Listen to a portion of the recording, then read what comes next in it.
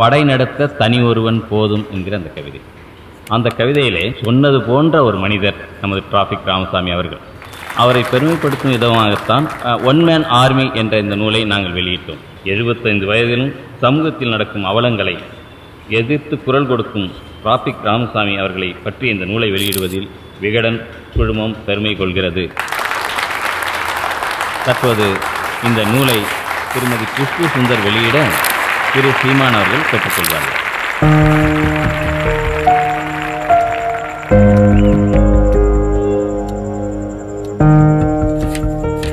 ஒரு கூட்டமோ ஒரு கட்சியோ அல்லது ஒரு இயக்கமோ கிடையாது.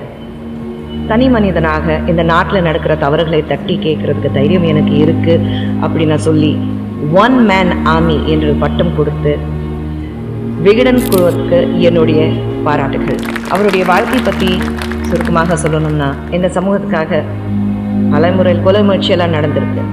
ஆனால் எதுக்கும் அஞ்சாமல, பயப்படாமல, பின் வாங்காமல இந்த வேகமும் இந்த தைரியமும் இந்த கோபமும் இன்னைக்கு இருக்கிற இளைஞர்களுக்கு இருந்தால் நம்ம ஆசைப்படுற மாதிரி கண்டிப்பாக நாட்டில் ஒரு மிகப்பெரிய மாற்றம் நம்மளால் கொண்டு வர முடியும். ஸோ இந்த ஜெனரேஷனுக்கு, நெக்ஸ்ட் ஜெனரேஷனுக்கு 75 வயதிலையும் ஒரு மிகப்பெரிய இன்ஸ்பிரேஷனாக இருக்கிற டிராஃபிக் ராமசாமி அவர்களுக்கு என்னுடைய பாராட்டுகள், அவருக்கு என்னுடைய வாழ்த்துக்கள். நன்றி.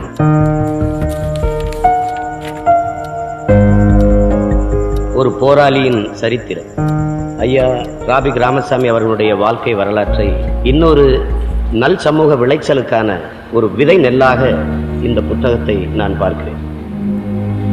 அப்படி அநீதிகளால் கட்டமைக்கப்பட்ட இந்த சமூகத்தை மாற்றுவதற்கு போராடுகிற ஒரு புரட்சியாளராகத்தான் நான் நமது ஐயா டிராஃபிக் ராமசாமி அவர்களை பார்க்கிறேன். தடம் பார்த்து நடப்பவன் மனிதன், தடம் பதித்து நடப்பவன் மாமனிதன் என்கிறான் பிடல் காஸ்ட்ரோ.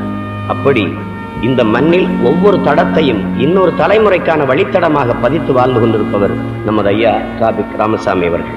நாம் ஒவ்வொருவரும் ஐயா டிராஃபிக் ராமசாமி அவர்களைப் போல மாறினால் இந்த மண்ணில் கொலை, கொள்ளை, சாதிய இழிவு, பசி, பஞ்சம், ஊழல், லஞ்சம், அடக்குமுறை, ஒடுக்குமுறை, மதுமத போதை, பெண்ணிய அடிமைத்தனம், இது ஏதுமற்ற ஒரு தூய சமூகத்தை நம்மளால் படைக்க முடியும் என்பதுதான் உண்மை.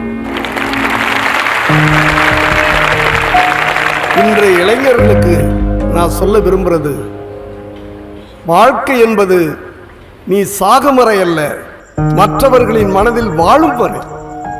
ஒரு நொடி நீ பயந்தால் நீ இறந்து விடுவாய். ஒவ்வொரு நொடியும் நீ துணிந்தால் நீ ஜெயித்து விடுவாய். நான் சாகடிக்கப்படலாம், ஆனால் தோற்கடிக்கப்பட மாட்டேன் என்ற நம்பிக்கை ஒவ்வொருவருக்கும் வர வேண்டும்.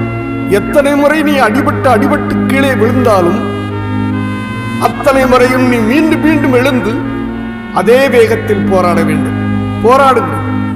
போராடுங்கள். ஒரு நாள் வெற்றி நிச்சயம்.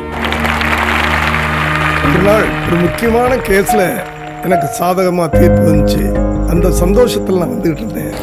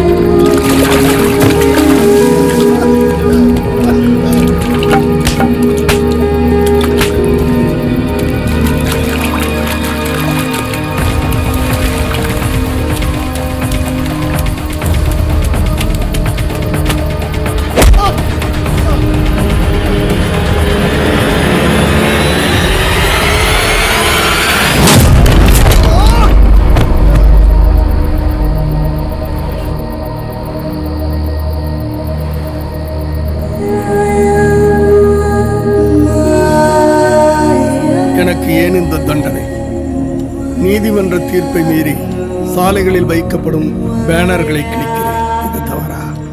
கிரானைட் கொள்ளைக்காரர்கள் தண்டிக்கப்பட வேண்டும் என்று உண்ணாவிரதம் இருக்கிறேன். இது தவறா? ஆற்று மணலை திருடும் திருடர்களை எதிர்த்து போராடுகிறேன். இது தவறா? விதிமீறி கட்டப்படும் கட்டிடங்களை இடிக்க வேண்டும் என்று வழக்கு போடுகிறேன். இது தவறா? எனக்கு புரியவில்லை.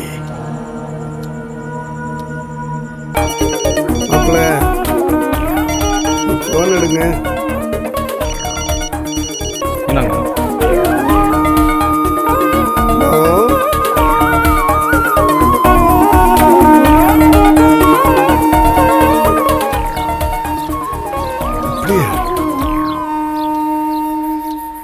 இந்த இடத்துல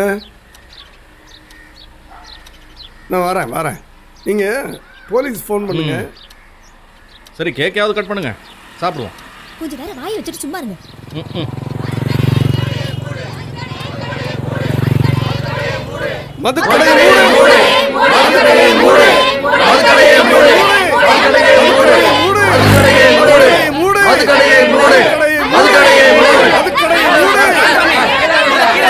கோயில் பக்கத்துல, ஸ்கூல் பக்கத்துல டாஸ்மாக் இருக்கக்கூடாதுன்னு தெரியாது உங்களுக்கு? நீ சொல்றது கேட்கறதுக்கு நான் இல்ல, நான் சொல்றது நீ கேட்க போறியா இல்லையா?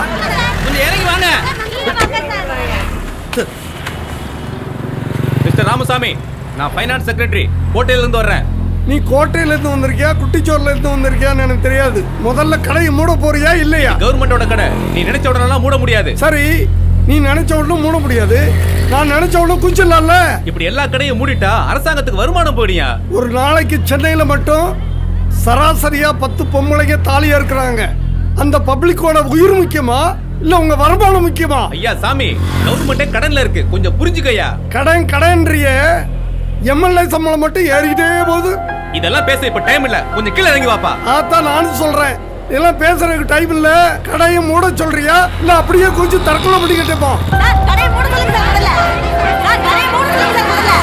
சென்னை விருகம்பாக்கத்தில் ஒரு கோவிலுக்கு அருகே செயல்பட்டு வந்த மதுக்கடையை மூட வலியுறுத்தி டிராபிக் ராமசாமி இன்று காலை தற்கொலை முயற்சியில் ஈடுபட்டார். அவரோடு பேச்சுவார்த்தை நடத்திய நிதித்துறை செயலாளர் உடனடியாக அந்த மதுக்கடையை மூட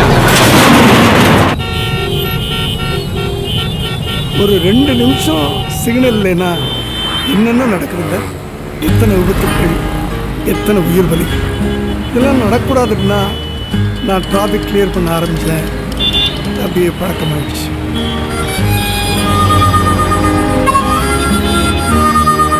சின்ன வயசுல போலீஸ்காரன் ஆகணும்னு நினைச்சேன். இப்போ பாதி போலீஸாவே ஆயிட்டேன்.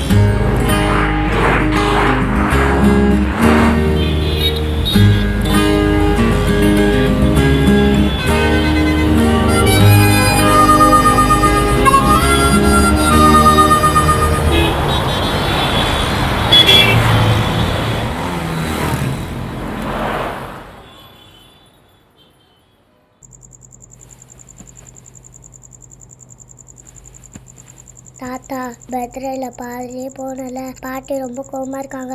அப்படியா? ஒரு நிமிஷத்துல பாரு. ருக்கு ருக்கு ருக்கு, அரே பாபா ருக்கு, oh my darling, give me a look. என்ன வலிப்பா? ஐ, பாட்டிய சிரிக்க வச்சிட்டீங்க.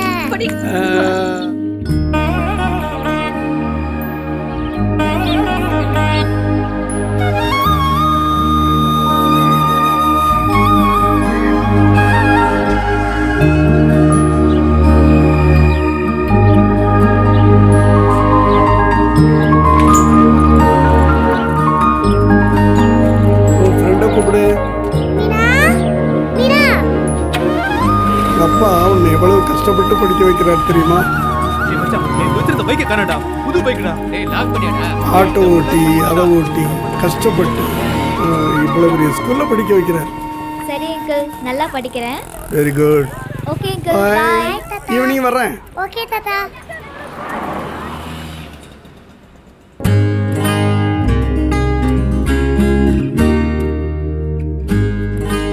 சார் சார் ரொம்ப தேங்க்ஸ் சார். நான் ஒரு சுகர் பேஷண்ட்டு. பசி டயத்தில் சாப்பிடலன்னா மயக்கம் வந்துடும். அதான் பக்கத்து ஹோட்டலில் போய் சாப்பிட போயிருந்தேன். பரவாயில்ல சார், அப்பப்போ நீங்கள் ஹெல்ப் பண்ணுறதுக்கு ரொம்ப தேங்க்ஸ் சார். பரவாயில்ல. சார் நமக்கு எந்த ஊர் சார்? மாத்தூர். அடே நம்ம ஊர் தான் சார். ஏதாவது உதவி வேணா கேளுங்க. என் பேர் வீரபத்ரன்.